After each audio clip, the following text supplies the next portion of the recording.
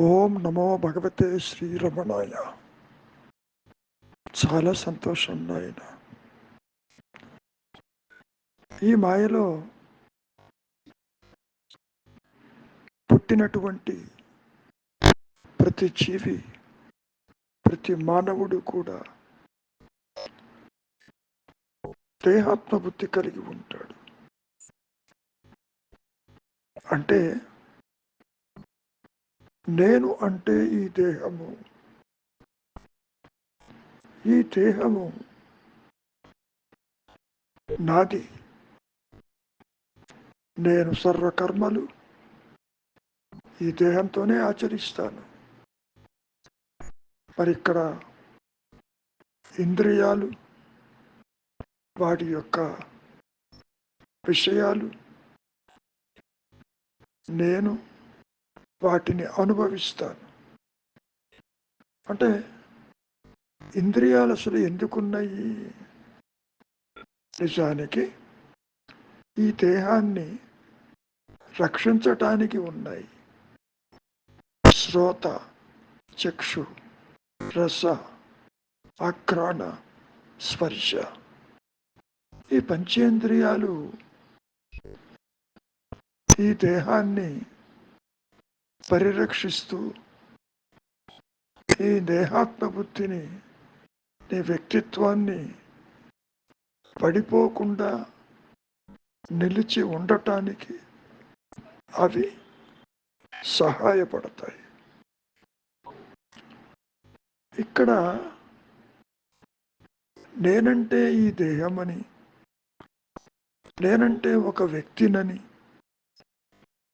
నాకు బాధ్యత ఉన్నదని, కోరికలు బంధాలు ఉన్నాయని అనుకోవటం సర్వసాధారణంగా జరుగుతూ ఉంటుంది ఈ మాయలో.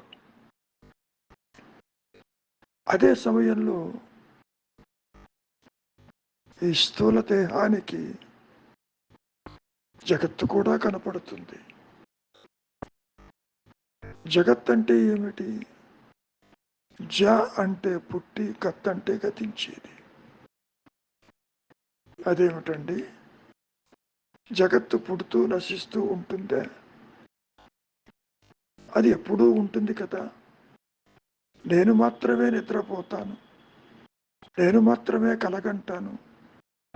నేను మెళుకు వచ్చేసరికి నాకు జగత్తు కనపడుతుంది, సంసారం కనపడుతుంది, ఇతరులు కనపడతారు, నా బాధ్యతలు బరువులు అన్నీ కనపడతాయి నాకు అని మీరు అనుకోవచ్చు. అందులో తప్పు లేదు. కానీ ఈ జీవుడు, ఈ వ్యక్తిత్వము కాసేపు నిద్రపోతే నీ దేహం ఏమైంది? నీవనుకునే జగత్తు ఏమైంది?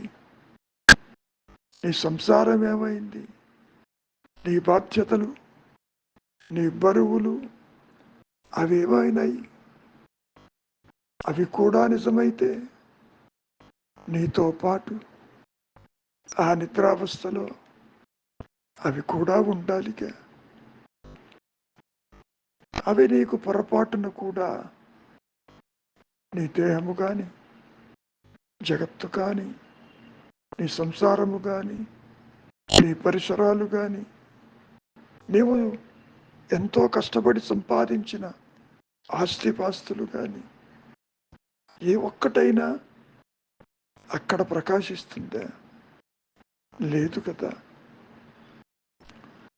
మరైతే దీన్ని మనం ఏ విధంగా తీసుకోవాలి?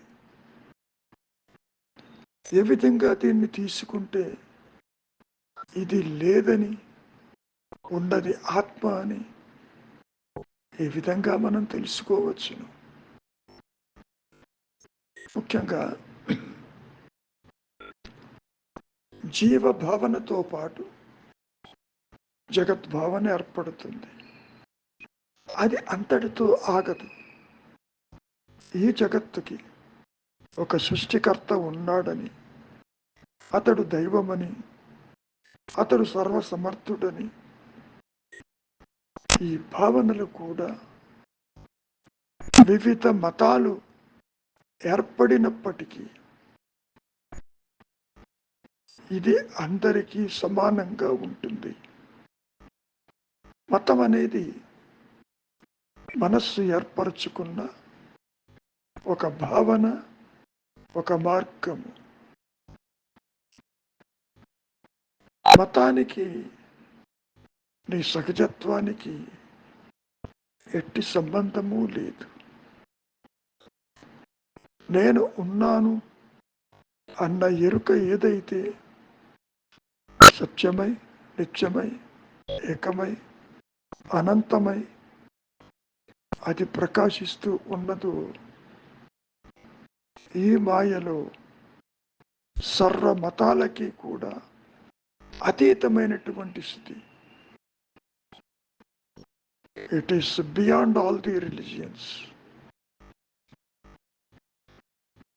నీవు దేహం అనుకోబట్టి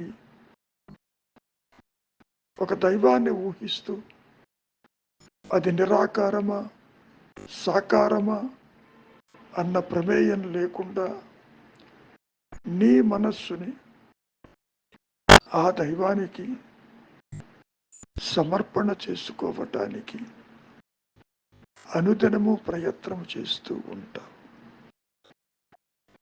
అది ఒక ఊహాజనితం. కారణం జీవుడు, జగత్తు, ఈశ్వర భావనలు అన్ని మతాలలోనూ సమానంగానే ఉండి తీరుతుంది. ఇందాక చెప్పినట్టు సత్యము మతానికి అతీతము. ఇవన్నీ కూడా ఎంతవరకు ప్రకాశిస్తాయి అన్నటువంటి ప్రశ్న తల ఎత్తినప్పుడు నేను దేహము, నేను వ్యక్తిని అంటే ఈ అహంకారము, ఈ పరిమితత్వము, ఈ వ్యక్తిత్వము తల ఎత్తిన స్థితిలో మాత్రమే అవి కనపడతాయి. ఈ వ్యక్తిత్వం తల ఎత్తలేదనుకోండి, వాటి సంగతి ఏంటి? అవి ఉండి నష్టమవుతాయా, అసలు లేవా? నిజంగా కనుక మీరు అనుకున్నట్టు దేహమే నిజమైతే, ఈ జగత్తే నిజమైతే, నీవనుకునే దైవమే నిజమైతే, అవన్నీ కూడా నీవు నిద్రిస్తున్నప్పుడు ఉండాలి కదా. నిద్రని ఎందుకు తీసుకోవాలి? అక్కడ నీ సహజత్వం ఉంది కాబట్టి. ఏమిటా సహజత్వము? ఉన్నానన్న ఎరుక. అదే అదే నీ స్వస్థితి, నీ సహజత్వము, నీ స్వరూపము, నీ ఎరుక. అంటే అది పూర్తిగా జ్ఞానమయము, అవధులు లేక, పరిధులు లేక, అనంతంగా నేను ఉన్నాను అనేటువంటి అహం స్ఫురణతో, జ్ఞాన వృత్తితో నిరంతరము ప్రకాశిస్తూనే ఉంటుంది. ఆత్మకి మధ్యలో బ్రేక్స్ ఉండవు. ఆత్యధారగా అది ప్రకాశిస్తూ ఉంటుందని ఒక అవగాహన కోసం ఈ మాయలో చెప్పుకునే ఒక విశేషం. దీని అర్థం ఏంటంటే ఎప్పుడు అది ఉంటుంది, సత్యమై, నిత్యమై, ఏకమై, అనంతమై ఉన్న స్థితిని ఈ మాయలో తురీయం అని మనం చెప్పుకుంటాం. తురీయం అనేది జీవుడి యొక్క 4వ స్థితి కాదది. జాగ్రత్త, సప్న, సుషుప్తలకి ఆవల తురీయం ఉందేమో, అది 4వ అవస్థని అనుకునే పొరపాటు ఉండవచ్చు. అటువంటిదేదీ లేదని రమణ మహర్షుల వారు సుస్పష్టం చేయటం జరిగింది. ఉన్నది తురీయం, ఉన్నది జ్ఞానము, ఉన్నది ఎరుక, ఉన్నది అహంస్ఫురణ. మరైతే ఉనికి లేనిదో దేహాత్మబుద్ధి, ఉనికి లేనిదో నీవు చూసే ఈ జగత్తు, ఉనికి లేనిది నీవు అనుదినము ప్రార్థించే దైవము. ఇవన్నీ కూడా మానసికమైనటువంటి స్థితులే తప్ప నిజానికి జీవుడు కానీ, తాను చూచే జగత్తు కానీ, సంసారము కానీ, ఇతరులు కానీ, కష్ట సుఖాలు కానీ, ఏ సంక్షోభమైనా సరే అటువంటిది ఏది లేదు. ఇవన్నీ కూడా భావనలకే పరిమితమై ఉంటాయి. భావశూన్య స్థితి యందు మరి జీవుడెక్కడ, జగత్తెక్కడ, వారనుకునే దైవం ఎక్కడ? కాబట్టి జీవుడు, జగత్తు, ఈశ్వర భావనలు ఒకేసారి ఉద్భవించి మరి ఒకేసారి అంతరించిపోతున్నాయిగా. కాబట్టి ఇక్కడ నీవు చెయ్యవలసింది, నేను నాది అని అనుకుంటున్నావుగా, ఆ నేను ఉన్నదేమో విచారించు, దాని మూలము తెలుసుకో. అది దేని నుంచి వచ్చిందో, ఇది ఒక అభూత కల్పన, లేనిది ఉన్నట్టుగా ఉన్నదో నీవే గ్రహించవాలి. ఇక్కడ సత్యము ప్రకాశిస్తున్నప్పటికీ నేను దేహము అనేటువంటి భావన ఆ సత్యస్థితికి అడ్డుగా ఉన్నదని మనం చెప్పుకోవచ్చు. ఎప్పుడైతే అన్య చింతన లేకుండా ఈ మెళకువలో, ఈ జాగ్రత్తావస్థలో మౌనానికి వచ్చి తీవ్ర వైరాగ్యముతో సంకల్పములే తల ఎత్తకుండా నిలిచి ఉన్న స్థితిలో మరి అక్కడ ఉన్నదేమిటి? ఈ చూచే నేను దేనిని చూడకపోతే మిగిలి ప్రకాశించేది అహంస్మరణే కదా, స్వయం ప్రకాశమైన ఎరుకే కదా. ఆ ఎరుకే నీ స్వస్థితి, నీ సహజత్వము. మరి ఇక్కడ దేహాత్మ బుద్ధి వ్యక్తిత్వం ఏమిటి? ఇది అసహజము, దీనికి ఉనికి లేదు, అలా కనపడుతుంది. దేహాత్మ బుద్ధి జనించినప్పుడే సంసారమని, జగత్తని, ఈశ్వరుడు ఉన్నాడని, సృష్టి ఉన్నదని ఇటువంటి భావనలకి పరిమితమై ఉంటుంది. కనుక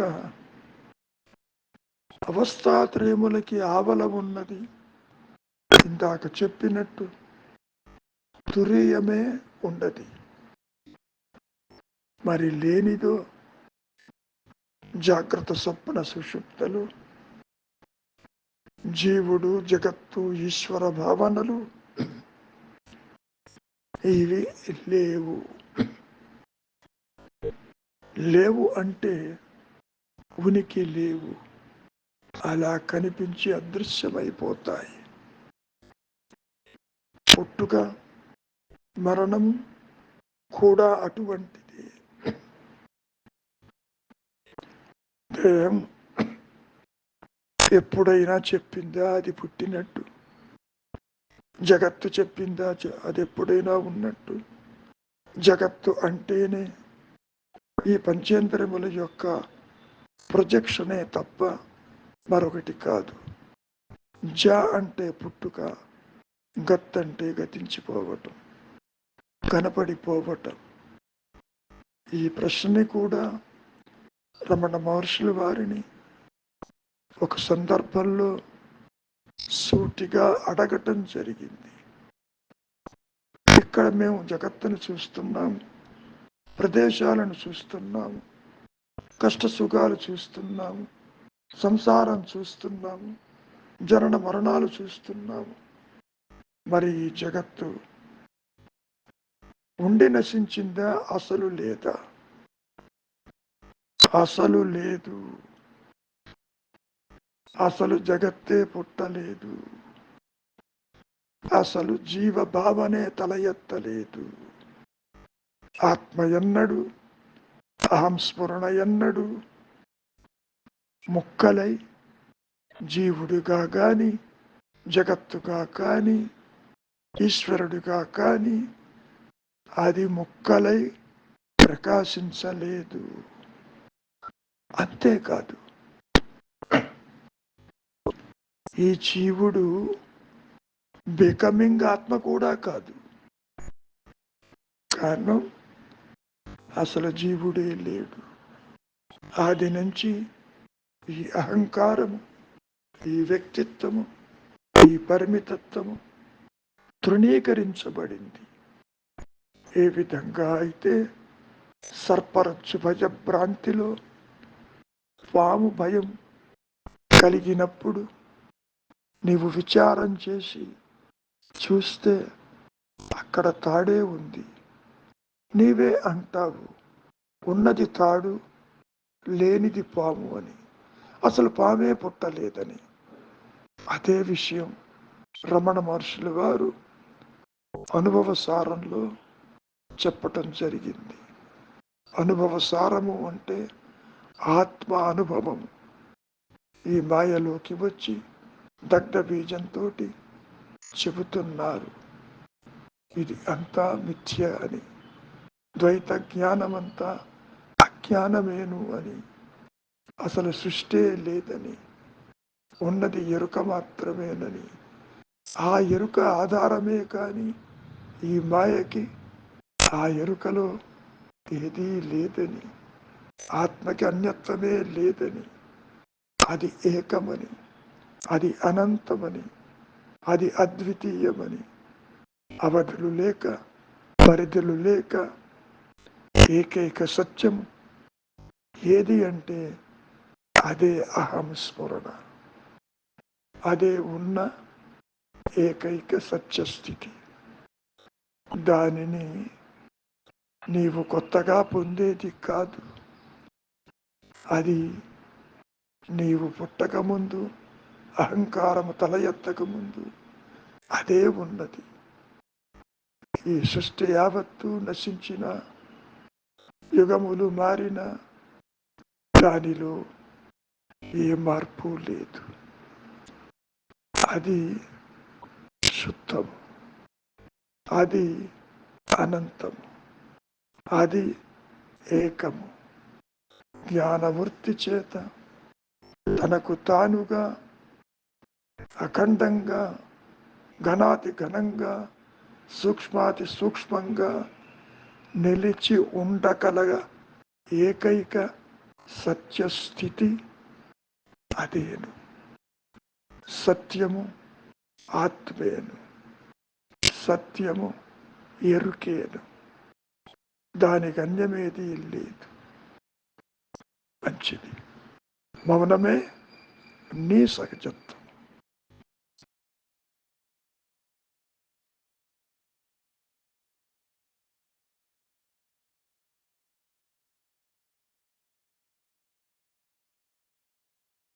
ఈరోజు గురువుగారు రాకపోవచ్చు, గుంటూరు వెళ్తున్నారట. సో మనమే డిస్కస్ చేసుకోవాలి ఈరోజు. ఇంకా ఎవరన్నా వస్తారో వెయిట్ చేద్దాం. శ్రీనివాసరావు గారు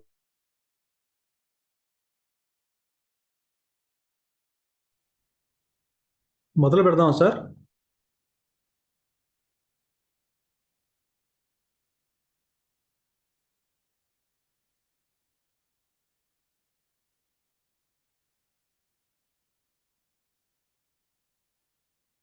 శ్రీనివాసరావు గారు మొదలు పెట్టమంటారా?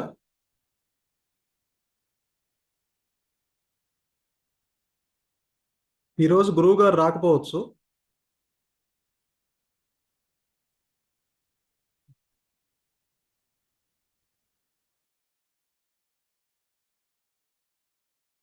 మీరు మ్యూట్లో ఉన్నారు శ్రీనివాసరావు గారు.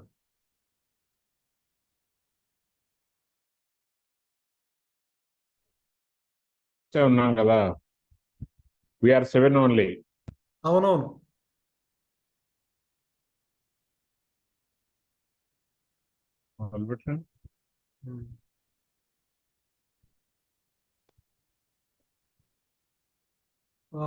ఇవాళ 80 ఇది వివరణ. జగత్ జీవ ఈశ్వరులను అన్ని మతాల వారు మౌలికంగా అంగీకరిస్తారు. ఇదంతా అహంభావం ఉన్నంత వరకే. అంచేత నేను అనే అహంభావము అంతరించిన తన స్వస్థితిలో నెలకొనడమే పూర్ణం. ఇక్కడ గురువుగారు ఆల్రెడీ మనకి మెసేజ్ ఆల్రెడీ దీని గురించి కొంచెం ఇంట్రడక్షన్ ఇచ్చి వెళ్ళారు. సో గురువు గారు ఆయన చెప్పింది ఆల్రెడీ చెప్పేశారు. ఇక మనం మాట్లాడుకోవాల్సిందే. మనకు వచ్చిన ఈ అవగాహన మేర దీన్ని కొంచెం విశ్లేషించుకుందాం. ఓకే. జగజ్జీవ ఈశ్వరులను అన్ని మతాల వారు మౌలికంగా అంగీకరిస్తారు అన్నారు. ఇక్కడ మామూలుగా అంటే ఇక్కడ జగత్తు అంటే మనకి అర్థము ప్రపంచము, జీవుడు, మన కొలిచే దైవము, ఈశ్వరుడు. అన్ని మతాల వారు మౌలికంగా అంగీకరిస్తారు అన్నారు. అంటే అది కరెక్టే. సో ఇక్కడ మతముతో సంబంధము లేకుండా అది హిందువైనా, క్రిస్టియన్ అయినా, ముస్లిం అయినా, లేకపోతే జైన్ అయినా, ఎవరైనా సరే ప్రపంచము ఉందని, జీవుడు ఉన్నాడని, తను కొలిచే ఆరాధ్య దైవము వెంకటేశ్వర స్వామో, లేకపోతే అల్లానో, లేకపోతే జీసస్సో, లేకపోతే గౌతమ బుద్ధుడో, ఇంకొకరో తనకు ఒక ఆరాధ్య దైవము ఉన్నారని, తనకు విడిగా ఉన్నారని, అది అదంతా ఉన్నారని ఖచ్చితంగా అది మతాలకి సంబంధము లేకుండా ఎవరైనా సరే, ఏ మానవాళి అయినా సరే ఎవరైనా అంగీకరిస్తారు కూడా. ఎందుకంటే అది నిత్య అనుభవంలో ఉన్నది అందరికీ. మరి ఇది ఈ నిజంగా గురువుగారు చెప్తున్నట్టు ఇక్కడ జగత్ జీవ ఈశ్వరులు మరి అంగీకరిస్తున్నారు అంటే ఇదంతా అహంభావం ఉన్నంత వరకే అంటున్నారు ఇక్కడ. అంటే గురువుగారు చెప్తారు అసలు ఇది ఎందుకు అంగీకరించవలసి వచ్చింది ఇక్కడ. అసలు జగత్తు, జీవుడు, నీకు ఒక ఈశ్వరుడు ఉన్నాడని, నీకు ఒక కొలిచే దైవము ఉన్నాడని అసలు మనం ఎందుకు అంగీకరించవలసి వచ్చింది అంటే గురువుగారు చెప్తుంటారు కదా, అసలు నేను అంటే ఇప్పుడు నేను ఉండబట్టే నేను జగత్తుని కానీ, ఈశ్వరుని కానీ, లేకపోతే జీవుణ్ణి కానీ, మిగతా వాళ్ళని నేను అంగీకరిస్తున్నాను నేను ఉండబట్టే. అంటే ఇక్కడ నేను అంటే ఇక్కడ అంటే ఇక్కడ నేను అనేది ఆ గురువుగారు చెప్పిన ఆ మొదటి నేను వచ్చి ఆ దేహాత్మ బుద్ధి కలిగిన ఆ నేను ఎప్పుడైతే ఈ దేహంతో తాదాప్యం చెందిందో ఆ మొట్టమొదటి నేను అక్కడి నుంచి అప్పుడు నేను అంటే ఒక దేహము, నేనంటే ఒక శరీరము, నేనంటే నాకు ఒక ఫలానా ఫలానా ఫలానా పేరు ఫలానా రవికుమారు, నేనంటే ఒక రవికుమారు, నాకు ఒక సంసారము, నాకు ఒక భార్య పిల్లలు బంధువులు ఆస్తిపాస్తులు, ఒక ప్రపంచము, నాకు నాకు ఒక ప్రపంచం నాకు విడిగా ఉన్నదని, నేను సముద్రాలు గుట్టలు కొండలు లేకపోతే ఊళ్ళు, నాకు విడిగా వస్తువులు, కారు బంగళాలు డబ్బు ఒక ఇల్లు, ఇవన్నీ వస్తువులు, ప్రపంచము ప్రపంచంలోని వస్తువులు, ఇవన్నీ నాకు నేను ఎప్పుడైతే అంటే నేను అనే ఒక నేను అంటే ఒక శరీరము అనే ఆ భావన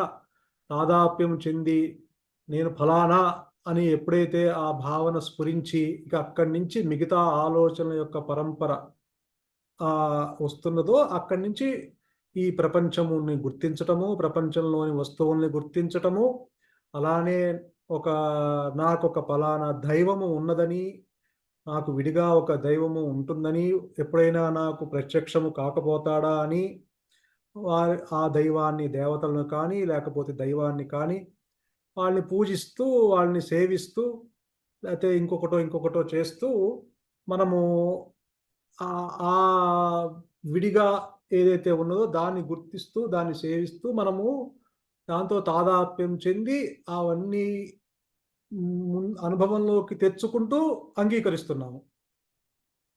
మరి నిజంగా మరి ఆదిశంకరులు ఇక్కడ గురువుగారు చెప్తుంటారు జగత్ అంటే మరి అంటే జనించి గత్ అంటే గతించిపోయేదని చెప్తుంటారు కదా, జగత్ అంటే పుట్టి నశించేది అని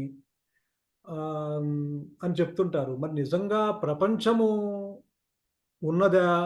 మరి నువ్వు అంగీకరిస్తున్నావు అంటే సముద్రం వచ్చి మనకెప్పుడు నేనున్నాను అని చెప్పట్లేదు.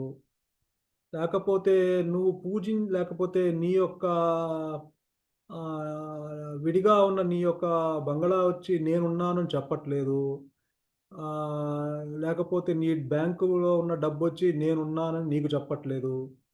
అలానే నీకొక ఇష్టమో, అయిష్టమో లేకపోతే వచ్చింది. అది అవొచ్చి నీకు చెప్పట్లేదు. మరి ఎట్లా అంగీకరిస్తున్నారు? నీకొక జీవుడు అంటే నీకు విడిగా ఒక జీవుడు ఉన్నాడని, అది వాడొచ్చి నీకు చెప్పట్లేదు. మరి ఈశ్వరుడు, మరి నీకు కొలిచే ఈశ్వరుడు అరుణాచలేశ్వరుడైనా ఉండొచ్చు, తిరుపతి వెంకటేశ్వర స్వామి అయినా ఉండొచ్చు. వాళ్ళొచ్చి మనకేమి నేనున్నాను, నువ్వు నా భక్తుడివి, నువ్వు పూజించు అని చెప్పట్లేదు. మరి కానీ మనము వాళ్ళు చెప్పకపోయినా మనం అంగీకరించి విడిగా ఉన్నాడని అంగీకరించి మనము అనుభవంలోకి తెచ్చుకుంటున్నాం. అంటే ప్రపంచం చెప్పట్లా నేనున్నానని, జీవుడు చెప్పట్లా. మరి ఈశ్వరుడు నువ్వు పూజించే అల్లానో లేదా జీసస్సో వాళ్ళొచ్చి నీకు ప్రత్యక్షమై వాళ్ళు వచ్చి అని చెప్పట్లా. నేనున్నాను అని, నువ్వు నా భక్తుడివో, నువ్వు పూజించు, నీకు ఎప్పటికైనా నీకు ప్రత్యక్షం అవుతాను, నీకు కావాల్సిన వరాలు ఇస్తానని వాళ్ళెప్పుడూ ప్రత్యక్షమయ్యి నీకెప్పుడు చెప్పట్లా. నువ్వు ఇదంతా ఎలా అంగీకరిస్తున్నాం మనము అంటే వాళ్ళు చెప్పట్లేదు. మరి అంగీకరిస్తున్నావు. నువ్వు నిద్ర నుంచి లేవంగానే ఇవన్నీ నువ్వు చూసి వీటిని అనుభవంలో తెచ్చుకొని అంగీకరిస్తున్నావు. మళ్ళీ నిద్రపోంగానే ఓకే. ప్రపంచం చెప్పట్లేదు, జీవ జగత్తు చెప్పట్లేదు కాబట్టి వాళ్ళని పక్కన పెట్టేద్దాం. మరి ఎవరు అంగీకరిస్తున్నారు ఇక్కడ? ఇక్కడ మరి అంగీకరించేది ఇప్పుడు సపోజు నేను అంగీకరిస్తున్నాను. నేను అంటే ఇప్పుడు నేను అంగీకరించేది ఓకే. నేను అంగీకరిస్తున్నాను అంటున్నావు. మరి ఆ నేనెవరు? ఒకవేళ ఈ అంగీకరించే నేను మరి గురువుగారు చెప్పినట్టు నిద్రావస్థలో నిద్రపోతున్నప్పుడు గానీ, మరి అక్కడ ఏమన్నా అంగీకరణ తెలుపుతుందా? మరి అక్కడ ఏమన్నా నీకు ప్రపంచము గానీ, నీ యొక్క మనుషులు, భార్య, పిల్లలు, బంధువులు లేకపోతే వస్తువులు, నువ్వు పూజించే అరుణాచలేశ్వరుడో లేతే కాశీ విశ్వేశ్వరుడో, దేవతలో, ముక్కోటి దేవతలు ఎవరు వచ్చి అక్కడ నీ నిద్రావస్థలో వాళ్ళేమి నీతో పాటు రావట్లేదు.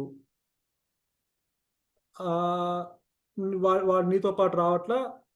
వాళ్ళని అక్కడ జీవుడు, ప్రపంచము, జీవుడు, జగత్తు, ఈశ్వరులు నీ నిద్రలోకి నీతో పాటు రావట్లేదు. మరి నిద్రలో కూడా అంగీకరణ లేదు. అంటే సత్యము ఒకవేళ నిజంగా అది సత్యముగా అంగీకరించాలి అంటే అది అన్ని అవస్థల్లోనూ ఒకే రకంగా తన యొక్క స్వరూపాన్ని తెలపాలి. అన్ని అవస్థల్లోనూ ఒకే స్వరూపం ఉండాలి, మార్చుకోకూడదు. కానీ ఇక్కడ జాగ్రత్తావస్థలో అంగీకరిస్తున్నావు, కానీ నేను అంగీకరిస్తున్నా అంటున్నావు. మరి నిద్రావస్థలో నేను మరి అదే ప్రపంచము, అదే ఈశ్వరుడు, అదే జీవుడు నీతో పాటు నిద్రలోకి రావట్లేదు. అక్కడ వాటి అంగీకారము లేదు. మరి ఒకవేళ నేను అనే చెప్పే నేను, అంగీకరించే నేను అక్కడ ఉందా అంటే అది నీకు తెలియట్లేదు. అక్కడ కూడా నీకు ఇక్కడ జాగ్రత్తావస్థలో నేను అంగీకరిస్తున్నా అంటున్నావు, నిద్రావస్థలో మరి అక్కడ ప్రపంచము లేదు, జీవుడు, జగత్తు లేదు, నేను కూడా లేదు. ఉన్నా కూడా అది వేరే రకంగా ఉందేమో, కానీ మనకైతే అక్కడ అంగీకరణ లేదు. ఒకవేళ నిజంగా నేను గనక అక్కడ కూడా అంగీకరిస్తే గనక మరి నీకు అదే భార్య పిల్లలు నీకు నిద్రలో కనిపించాలి. అదే ప్రపంచము, సముద్రాలు, గుట్టలు నీకు నిద్రలో కళ్ళు కనిపించాలి. అదే అరుణాచలేశ్వరుడు నువ్వు జాగ్రత్తావస్థలో ఎలా అయితే నువ్వు చూస్తున్నావో చక్షువులతో, నిద్రావస్థలో కూడా నీకు వాళ్ళు కనిపించాలి. అంటే నిజంగా చెప్పాలి అంటే ఆ మూడు ఎప్పుడు అంగీకరణ లేదు అసలు అటు నుంచి. అంటే నిద్రావస్థలో లేదు, జాగ్రత్తావస్థలో లేదు. ఆ మూడు యొక్క అది నేనున్నాను అవి చెప్పట్లా. స్వప్నావస్థలో తీసుకున్నా కూడా నీకు స్వప్నము లండన్లో ఎక్కడో విహరిస్తున్నట్టు ఒక స్వప్నం వస్తుంది. ఆ స్వప్నంలో నువ్వు విహరిస్తున్నావు, కానీ పొద్దున్నే లేచి మళ్ళీ అది నేను కాదు అని, అవన్నీ నేను కాదు అని నువ్వు చెప్తున్నావు. అంటే అక్కడ కూడా పొద్దున్నే లేచి నువ్వు వాటి అవి నేను కాను అని అక్కడ అంగీకరించట్లేదు మళ్ళీ. అంటే ఈ మాయా ఏదైతే నేను జాగ్రత్తావస్థలో అంగీకరిస్తున్నా, నిద్రావస్థలో అంగీకరించట్లేదు. మళ్ళీ స్వప్నావస్థలో పొద్దున్నే లేచి అవన్నీ నేను కాదు, అది స్వప్నమే అని ఆ భయము పోగొట్టేది కూడా అదే. అంటే అక్కడ కూడా వేరే అవస్థగా ఉంది ఆ నేను. అంటే ఆ నేను అనేది ఈ మూడు అవస్థల్లో మారుతూ ఉంది. అంటే ఏదైతే అంగీకరణ తెలుపుతుందో ఈ మూడు అవస్థల్లో రకరకాలుగా బిహేవ్ చేస్తుంది. మరి నిజానికి సత్యము ఏ అవస్థలోనూ కాలానికి సంబంధం లేకుండా, అవస్థలకి సంబంధం లేకుండా తన స్వరూపము నిక్కచ్చిగా సత్యము నిత్యమై సత్యమై ఒకే రకంగా ఎటువంటి మార్పు లేకుండా ఉండాలి.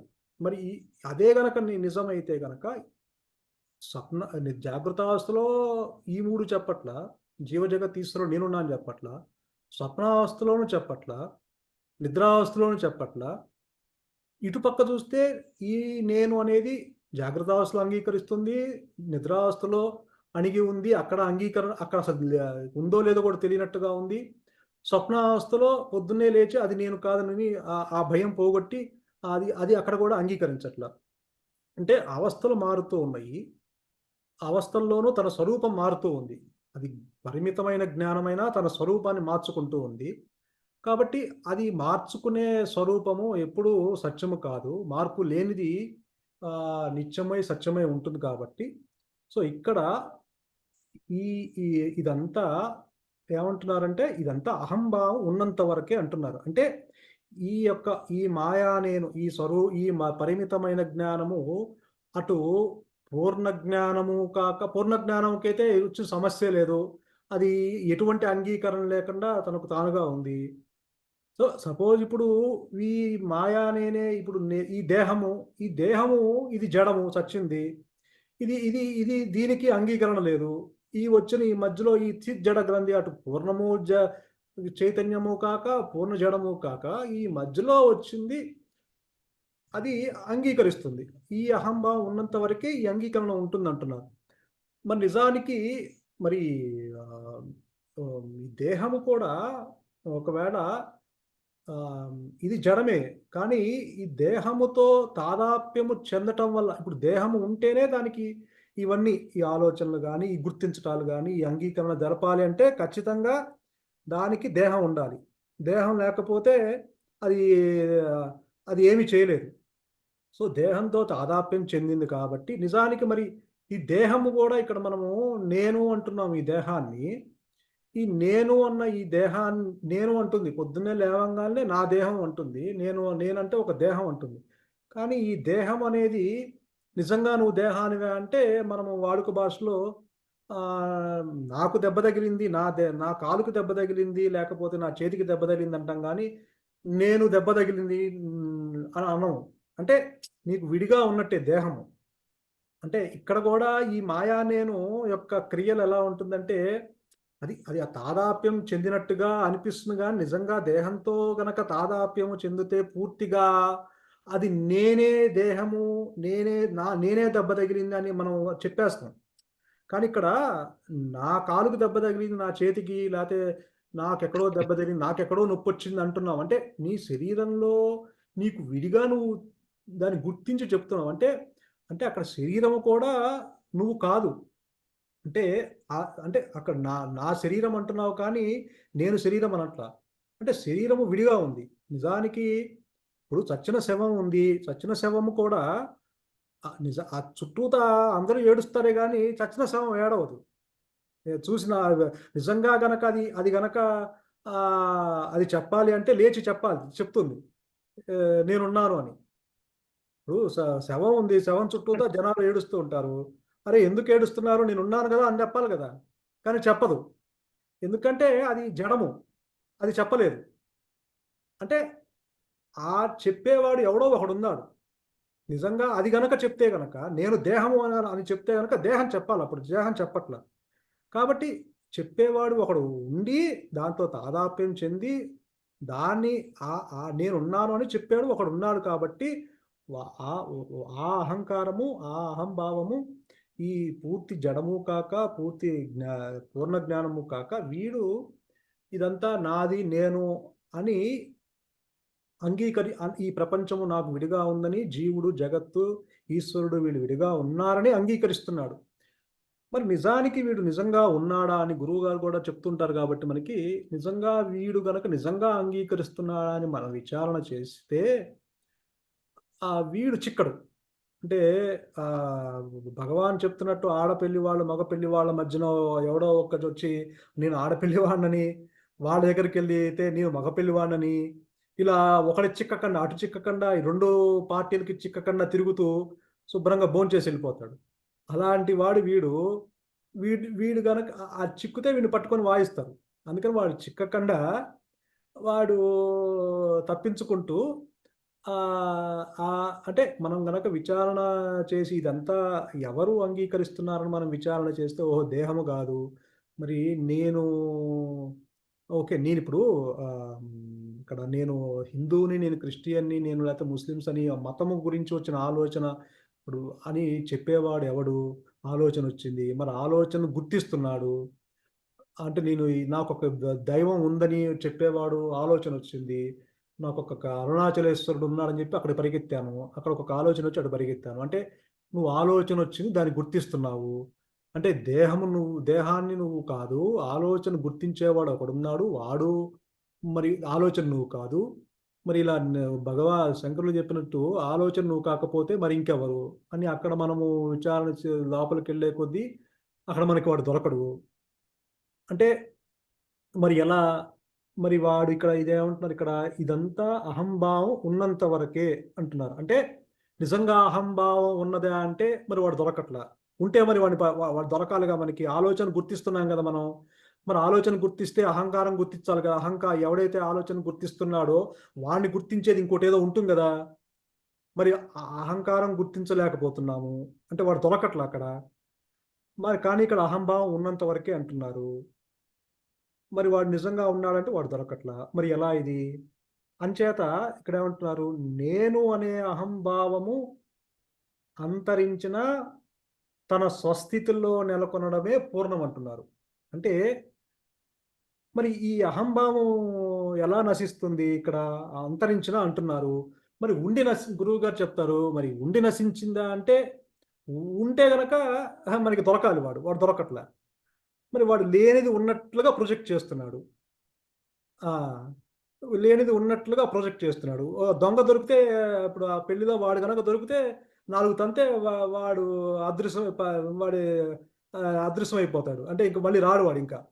వాడికి గుణపాఠం వచ్చి మళ్ళీ రాడు. అట్లనే ఈ అహంకారం గనక అంటే అక్కడ వాడు చిక్కట్లా వాడు. అంటే అక్కడ లేనిది ఉన్నట్లుగా ప్రొజెక్ట్ చేస్తున్నాడు వాడిక్కడ.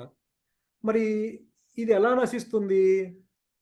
నేను అనే అహంభావం అంతరించిన తన స్వస్థితిలో నెలకొనడమే పూర్ణం అంటున్నారు. నిజంగా అహంభావం అంతరించిన అంటే అది లేదు.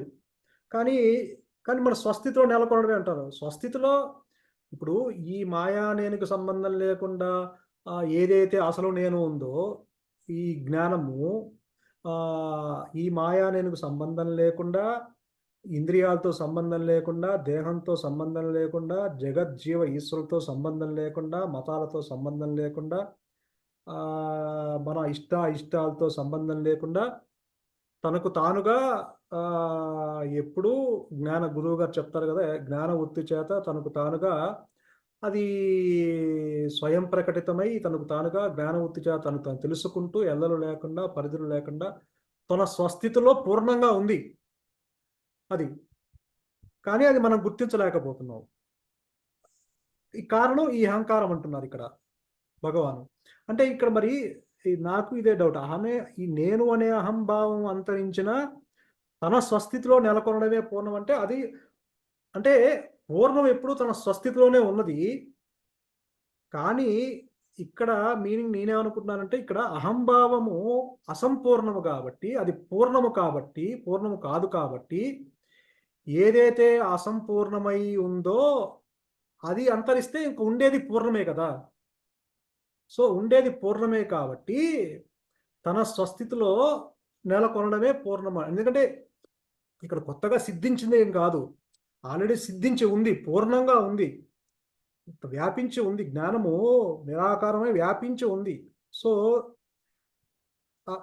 అంటే పూర్ణము ఖండించి అసంపూర్ణమయ్యి మళ్ళీ ఒక భాగం బయటకొచ్చి ఈ అసంపూర్ణమైన అహంభావం అంతరించి మళ్ళీ పూర్ణంలో కలిసిపోవటం కాదిక్కడ. అహంభావము అనేది లేదు. అంటే ఉన్నది తాడు, లేనిది పాము. పాము భయం నీకు కలిగింది, భ్రమ కలిగింది. లేనిది లేనట్లుగా ఎప్పుడైతే గురువుగారు చెప్తారు కదా, ఒక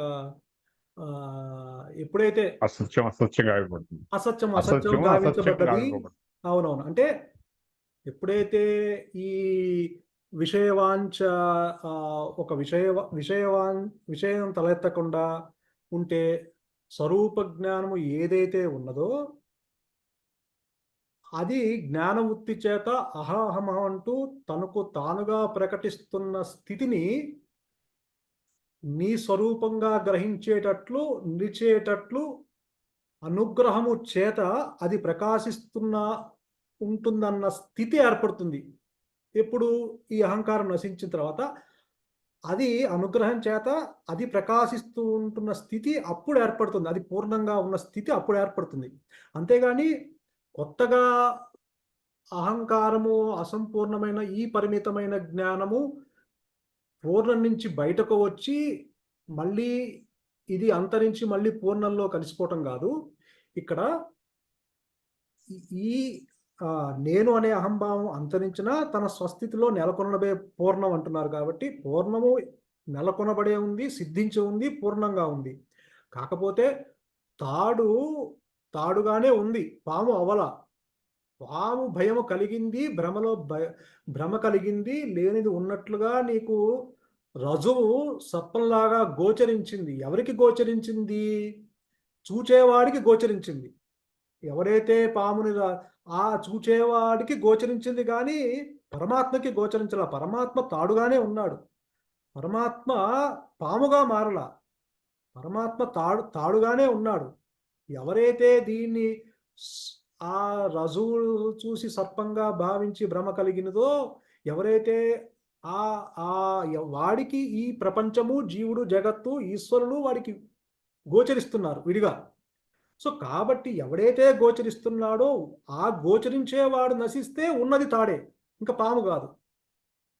కాబట్టి అక్కడ అంటే నిజానికి అహంకారం, ఇప్పుడు పాము లేదు, నిజానికి లేనిది ఉన్నట్లుగా ఊహించబడింది. అంటే నిజానికి అహంకారం లేదు, లేనిది ఉన్నట్లుగా మనసు ప్రొజెక్ట్ చేసింది. నీలో ఉన్నదే అక్కడ లేనిది ఉన్నట్లుగా ప్రొజెక్ట్ చేసింది అక్కడ. అంటే నేను అనే అహంభావము అంతరించిన అంటే ఇక్కడ నేను ఆ భ్రమ తొలగింది.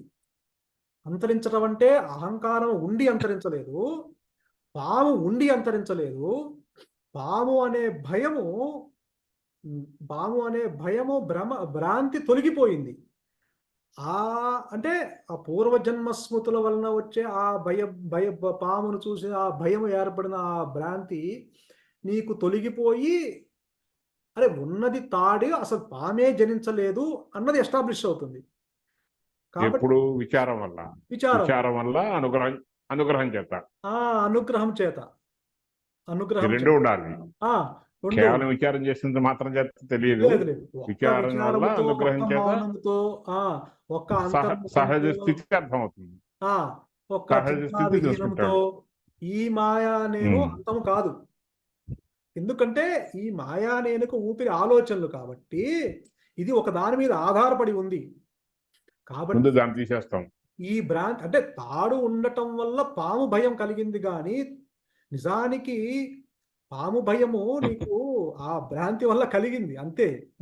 అంతేగాని తాడు కారణం కాదు. మళ్ళీ అంటే తాడు ఆధారం మాత్రమే, తాడు పాముగా మారలేదు. తాడు ఆధారము, రజువు సర్పంగా ఆకారంగా మారింది చీకట్లో. అంటే ఆధారము, అంటే తాడుకు ఆధారము పామే కానీ తాడు పాముగా మారలేదు. అంటే ఇక్కడ నీ విచారముతో, ఒక మౌనముతో, ఒక అంతర్ముఖముతో, ఒక చింతావిహీనముతో ఈ పాము భయం తొలగదు. ఈ ఈ అంతము కా ఈ మాయా నేను అంతము పోదు. అనుగ్రహం అనే పదం వాడారు కదా గురువు గారు, భగవాన్. అంటే ఎక్కడైతే నువ్వు ఆలోచనలు లేకుండా స్థిర చిత్తముతో తల ఎత్తకుండా ఉంటే స్వరూప జ్ఞానము ఏదైతే ఉంది అది జ్ఞానవృత్తి చేత అహమహం అంటూ తనకు తానుగా ప్రకటిస్తున్న స్థితిని నీ స్వరూపంగా గ్రహించేటట్లు, నిలిచేటట్లు అనుగ్రహము, ఇక్కడ పదం వాడారు గురువుగారు, అనుగ్రహం చేత అది ప్రకాశిస్తున్న ఉన్న స్థితిని ఎస్టాబ్లిష్ అవుతుంది. అప్పుడు నీకు ఉన్నది తాడు మాత్రమే, అసలు పామే జనించలేదు అన్న విషయ అది అక్కడ ఆ జ్ఞానం ఎస్టాబ్లిష్ అవుతుంది. అప్పుడు అది అది అది అంతరించటం అనే పదం ఇక్కడ మనం తీసుకుంటాము. అంతేగాని ఉండి నశించలేదు. అంటే ఈ ఎండమావుల్లో నీరు అది అంటే భగవాన్ కూడా అదే చెప్తారు. ఇప్పుడు ఒకేసారి ఉద్భవించి జగజ్జీవ ఈశ్వరులు ఒకేసారి ఉద్భవించి ఎప్పుడైతే ఈ స్వరూప జ్ఞానము ఎస్టాబ్లిష్ ఉందో ఒకేసారి 3 అంతరించిపోతాయి, ఎగిరిపోతాయి. ఒకేసారి ఉద్భవించి ఒకేసారి అంతరించిపోతాయి. అందుకనే భగవాన్ ఏమంటున్నారంటే జీవ జగతీశ్వరులు ముత్యపు చిప్పలో వెండి వలె కల్పనా మాతృవులే. అంటే కల్పనం, ఇమాజిన్ అంతే, ఇట్స్ నాట్ ట్రూ. నిజంగా గనక ప్రపంచము, జీవుడు, జగత్తు, ఈశ్వరులు గనక వీళ్ళు గనక నిజంగా గనక ఉంటే, అది దేహం కూడా నిజంగా గనక తాదాత్మ్యం చెంది ఉంటే గనక అది అసలు దాన్ని మనము గురువుగారు చెప్తున్నట్టు విడదీయలేము. సో ఎందుకంటే అది నిజం అంటున్నాం ఇక్కడ. సత్యము గనక అది గనక నిజంగా ఉంటే గనక దాన్ని మనము ఇంకా విడదీయలేము. దాన్ని మనము ఎప్పుడు ఈ జీవుడు ఈ కష్ట సుఖాల్లో ఇంకా దాన్ని జీవనం సాగిస్తూనే ఉండాల్సింది. అంటే అక్కడ విచారణ అనేది ఇంకా ఉండదు. ఇక్కడ ఎందుకు విచారణ మనం చేయాల్సి వస్తుందంటే ఈ అహంకారము 3 అవస్థల్లోనూ అంగీకరణే జాగ్రత్తావస్థలో అంగీకరిస్తుంది, నిద్రావస్థలో అది అంగీకరణ లేకుండా తనకు తానుగా వృత్తులన్నీ ఒక చోట పెట్టుకొని నో యాక్షన్స్ లేకుండా నిద్రావస్థలో జస్ట్ కొద్దిసేపు లయమై ఉంది. కానీ అక్కడ అహంకారం వేరే స్థితిలో ఉంది. స్వప్నావస్థలో స్వప్నము ఇప్పుడు నేను లండన్‌లో వెళ్ళాను, అక్కడ విహరించాను. విహరించానంటే నిజంగా నేను విహరించానా? నిజంగా గనక నేను లండన్‌లో విహరించినట్టయితే నా దేహం మంచం మీద ఉండకూడదు. నా దేహంతో పాటు లండన్‌లో ఉండాలి నేను. మరి ఒకవేళ నేను లండన్‌లో ఉంటే గనక ఇక్కడ దేహం ఉండకూడదు. నేను లండన్ వెళ్ళిపోతే పరుపు మీద దేహం మంచం మీద నా దేహం ఉండకూడదు. నేనెళ్ళి అక్కడ విహరించాలి. అంటే నా దేహం ఇక్కడే ఉంది. అక్కడ అహంకారము తన వేరే స్థితిలో అది అక్కడ ప్రొజెక్ట్ చేసుకొని తనలో ఉన్నది అక్కడ ఇమాజిన్ చేసుకొని మళ్ళీ పొద్దున్నే లేచి ఆ భయాన్ని మనకి పోగొడుతుంది. అక్కడ కూడా అంగీకరించట్లే. అంటే లండన్‌లో విహరిస్తున్నట్టుగా నీకు కలొచ్చింది కానీ నిజానికి నువ్వు దేహం కాదు కాబట్టి నువ్వు దేహం అయితే గనక నీ దేహంతో పాటు నువ్వు లండన్‌లో ఉండాలి. అప్పుడు పరుపు మీద మంచం మీద ఉండకూడదు నా దేహం. అంటే నీ దేహం ఇక్కడే ఉంది. నువ్వెక్కడో విహరించావు. అంటే నీ మనసులో ఉన్న ప్రొజెక్షన్సే అక్కడ ఎళ్ళినాయి. అంటే అక్కడ ఆ స్వప్నావస్థలో వేరే రకంగా తన యొక్క లోపల ఉన్నది అక్కడ ప్రొజెక్ట్ చేసుకుంది. స్థూల, సూక్ష్మ కారణ దేహాలతో అది ప్రొజెక్ట్ చేసుకొని తన యొక్క క్రియలను చేసుకుంటుంది. అంటే ఇలా రకరకాలుగా ఒకచోట అంగీకరిస్తూ, ఒకచోట అసలు ఏమీ తెలియని స్థితిలో ఉంటూ, ఒకచోట అంగీకరించకుండా ఇది స్వప్నం కాదు, ఇదంతా కల అని మనకు చెప్తుంది కదా! పొద్దున్నే వచ్చి మన భయం పోగొడుతుంది కదా! అదే అహంకారము. అంటే